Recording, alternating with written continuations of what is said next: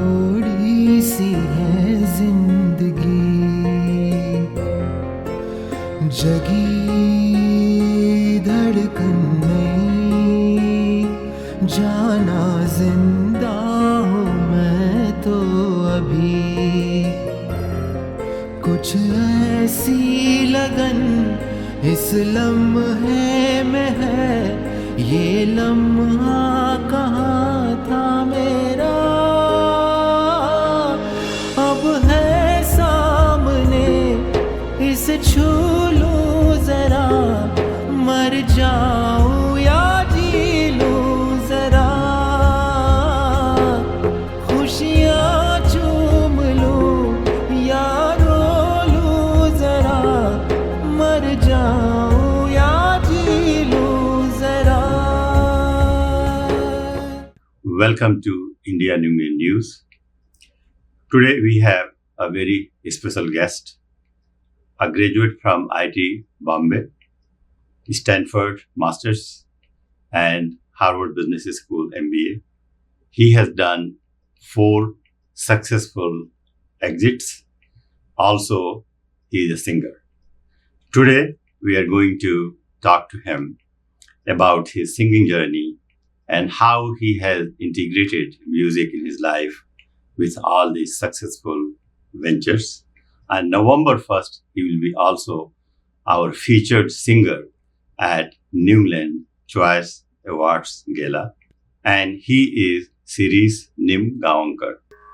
तुझसे मेरा जीना मरना, जान तेरे हाथ में, 100 जन्म भी कम क्यों लागे तेरे साथ में। मैं मुसाफिर तो मुसाफिर, इस मोहब्बत के सफर में। Shirish, welcome to our studio.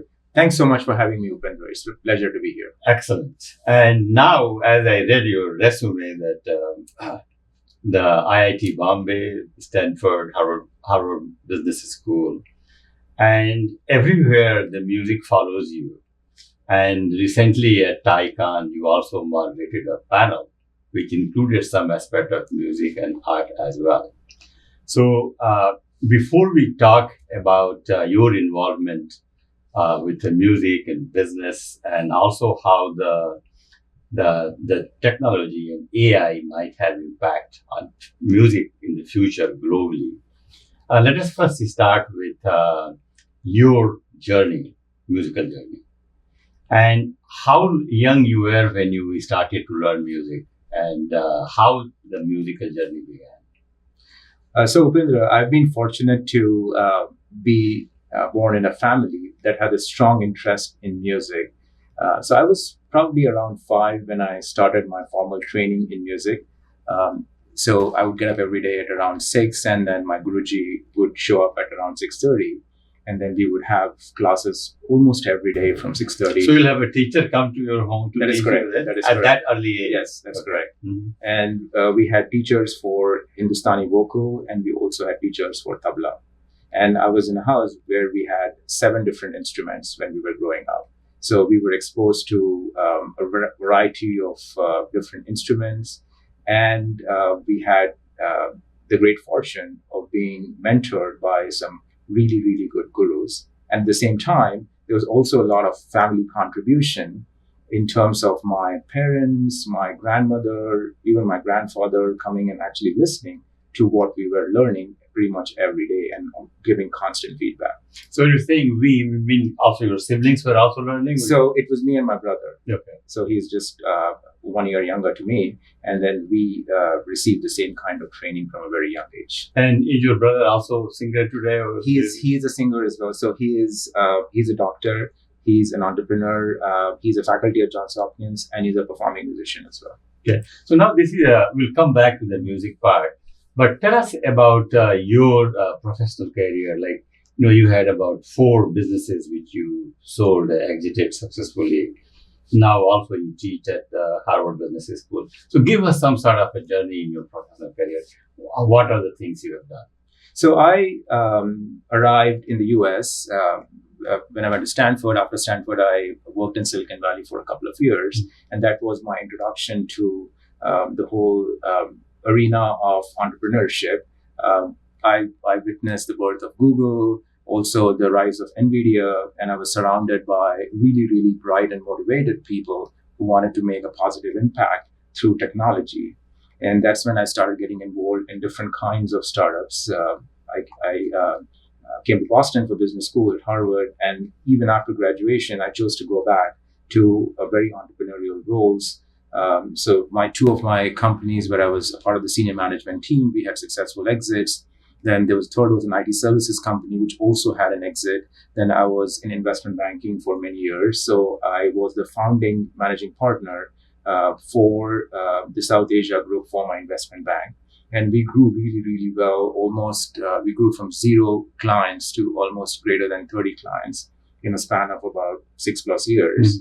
And even that investment bank went through an exit when we were acquired by a larger bank. And through all that process, it was a great learning experience in terms of not just the domain aspects of things, but how to build relationships and how to impact the society at large in a very, very positive way. And then subsequent to investment banking, I became the president of a software company where we again grew really well in a short period of time. And I exited that company last year and started my current company, which is an AI company that is focused on endpoint management. So you did your MBA from Harvard Business School. Now you also do some teaching there as well. That is correct. So I am an EIR, their entrepreneur advisor, where I mentor a lot of companies coming out of both the engineering school and the business school, specifically in software and AI. And what made you to do your MBA from Harvard Business School? That is a dream of many entrepreneurs or people to. So I always wanted to focus not just on the technology aspects, but also on sort of starting and growing companies and be surrounded by people from very different backgrounds from multiple countries as well. And I was fortunate enough to get into Harvard, and at that time thought that it would be a pretty good place to do my MBA. And one of my mentors, who's now currently the dean of HBS, who I've known for over 25 years, he was one of the key people to inspire me to come to HBS. Now, I have heard that Harvard takes only 2 types of people in their MBA program: those who don't want Harvard degree and those who don't need Harvard degree. Right. So do you belong to any of those categories? Are you? That would be hard to say. I certainly had a great time when I went to HBS.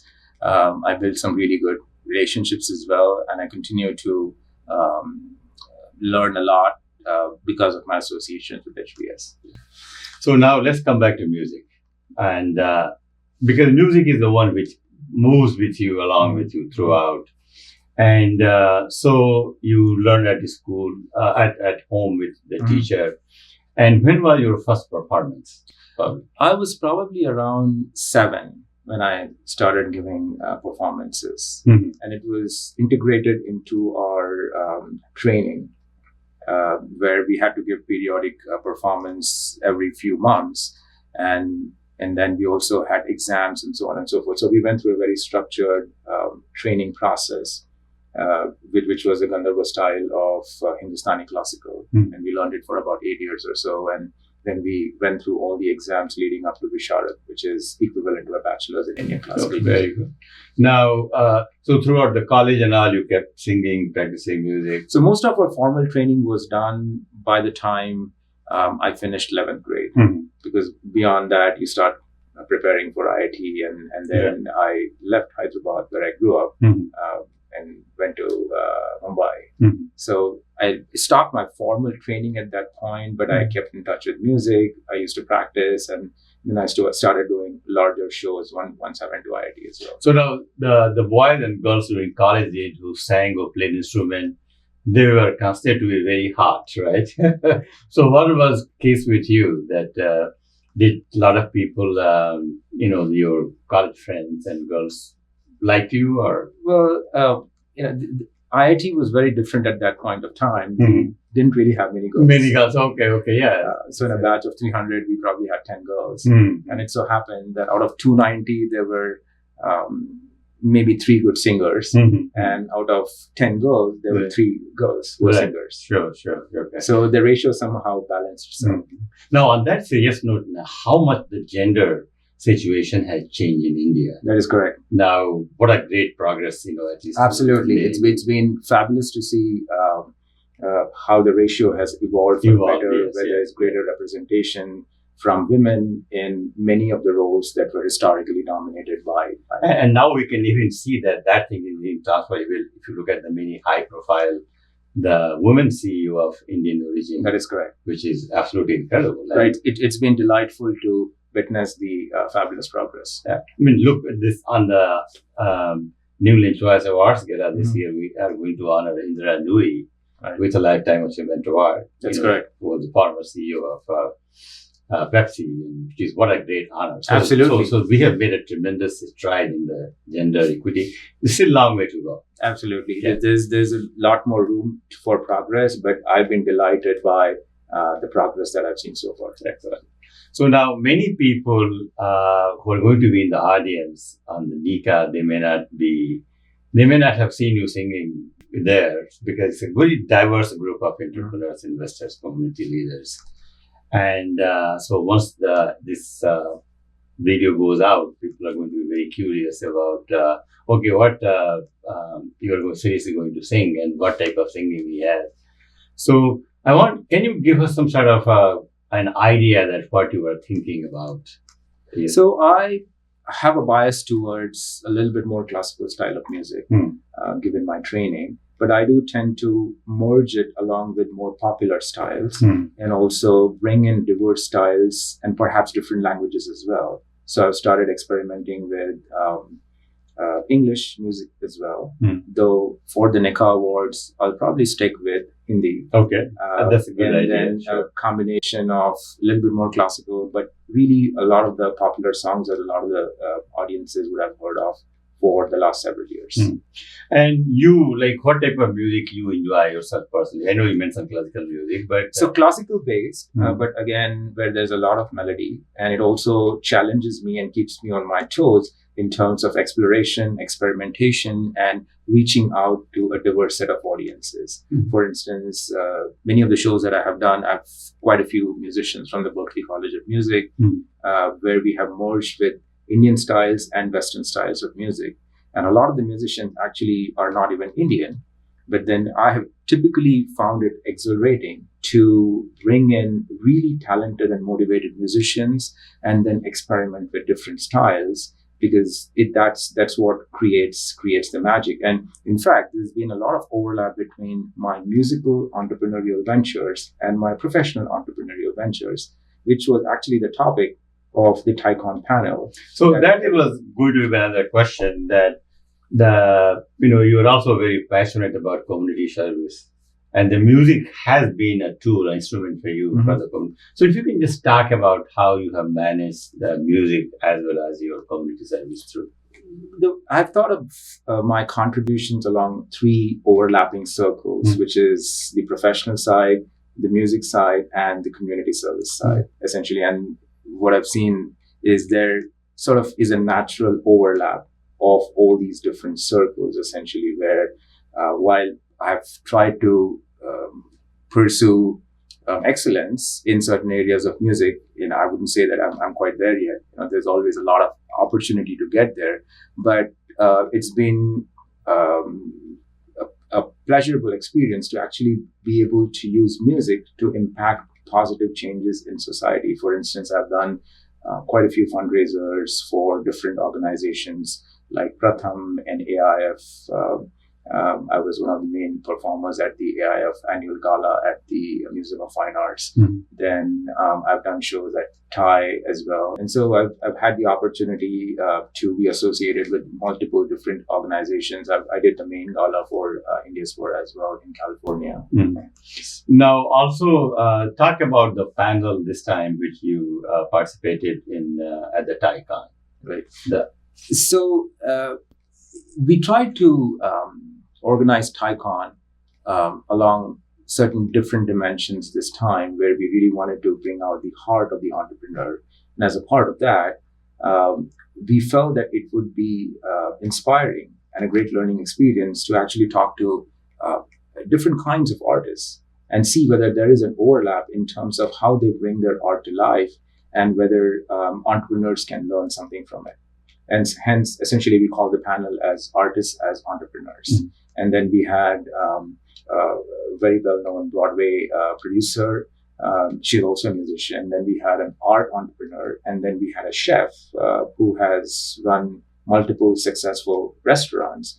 And then I also provided my perspective as a musician. And what we learned is, in fact, the way artists conduct themselves and bring their art to life has a lot of bearing or resemblance with what we see in terms of successful entrepreneurs, like specific areas around perseverance and determination. That's number one.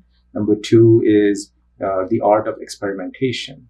Number three is significant audience focus. And number four is impact above perfection. All of these can actually be translated into valuable learnings for the entrepreneurs as well. And that is what I've tried to do in terms of the overlapping circles between my musical side and my entrepreneurial side. So now, I mean, you are really sitting, in one of the great learning institutes in the world, business school. Then you have your own entrepreneurial experience, and also you seem to know a lot about AI as well and technology. So if you put all these things together, how do you look at the future of music? How the technology is changing music today? And if I ask you to look in your crystal ball for the next 10, 15 years, how the music will be produced, how the music will be experienced. What is your thought on that? Well, AI is going to drive profound impact in multiple areas. So clearly, it's going to impact the production of music and the creation of music. It's also going to impact the distribution of music and the consumption of music as well. I think there is the creative aspect of music. There is the sort of the scientific aspect of music, and then there is also the relationship aspect of music, which actually leads to the emotional connection. I think, like any other field, there needs to be a partnership between machines and humans in terms of delivering the end outcome. Where AI will probably play a larger part is actually sort of breaking down music into components and taking away or automating some of the low-hanging fruit in terms of basics of music creation and so on and so forth, and even sort of arranging the music, if you will. But where humans will still play a dominant role is actually the end creativity and the human connection that music will lend in terms of creating an impact. So like anything, the low-hanging fruit will be automated by music, but by AI, and then it will also help in augmenting and assisting the humans, while humans focus more on value-added activities like the high-end problem solving, the creativity, and the relationship building. Now, I'm very tempted to ask you to hum few lines, but I think we should keep a secret there and have it displayed at the gala. That's a great idea. That's a great idea. Okay. Your last word on music and technology and your journey. Music has been a delightful, learning, exploratory enabler for me in terms of the learning aspects of it, in terms of the relationship building and the connecting aspects of it, and also in terms of helping me to think about my purpose as I continue to contribute to the society and make a positive. So, Shirish, in the US, what has encouraged you? What has motivated you to keep singing? It's been a a great opportunity for me to connect with a diverse set of like-minded people and really motivated, talented musicians. And of course, in the process of exploring these musical ventures, I've had a chance to participate in different kinds of competitions as well.